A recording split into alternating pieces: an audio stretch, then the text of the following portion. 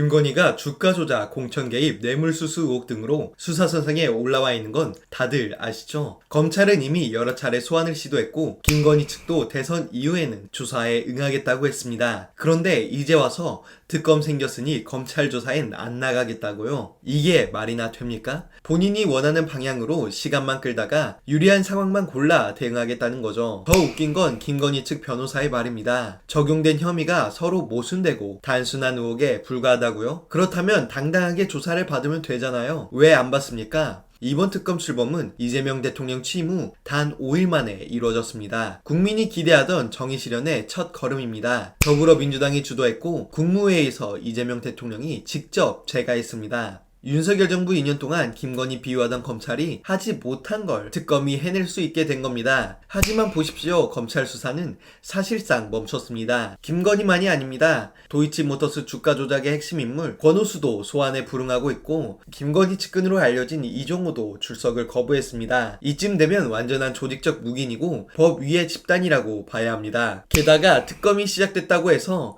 김건희가 바로 조사받는 것도 아닙니다. 사건의 정점인 만큼 특검 수사 말미에나 소환 시도가 이루어질 가능성이 크다고 하죠. 하지만 김건희 특검에서도 시간 끌기 혹은 도망을 칠 수 있을까요? 절대 불가능합니다. 김건희가 특검을 상대로 소환 조사에 불응할 경우 그 자체를 구속영장 청구 사유로 삼을 수 있다는 점입니다. 특수수사 경험이 많은 변호사들의 분석에 따르면 특검이 기소 직전에 김건희를 소환하고 불응하면 곧바로 구속영장으로 갈 가능성이 높다고 합니다. 김건희는 지금까지 법 위에 군림하며 모든 수사에 예외적 특혜를 누려왔습니다. 그러나 이재명 정부에서 더는 그런 시대는 끝났습니다. 더불어민주당이 밀어붙인 김건희 특검은 단순한 수사가 아닙니다. 이건 정의에 대한 국민의 최소한의 요구이자 윤석열 정권에 대한 심판입니다. 검찰이 손 놓고 방관했던 그 모든 의혹들 이제 국민의 이름으로 진실을 밝혀야 합니다.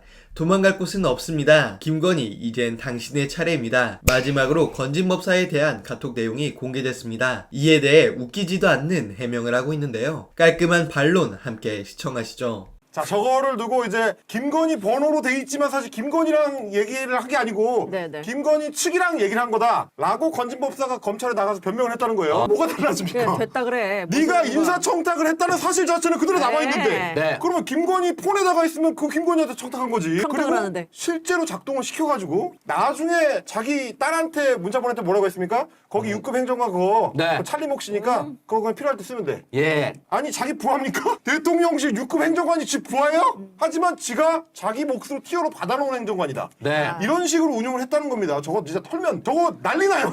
그럼요. 여러분 인사 개입이잖아요. 네. 김건희가 직접 인사 개입을 하는 것도 문제인데 김건희를 통해서 인사 개입을 해요? 그리고 큰 소리 빵빵 치면서 내 공을 잊으면 니네 난리 난다. 협박을 합니까 지금?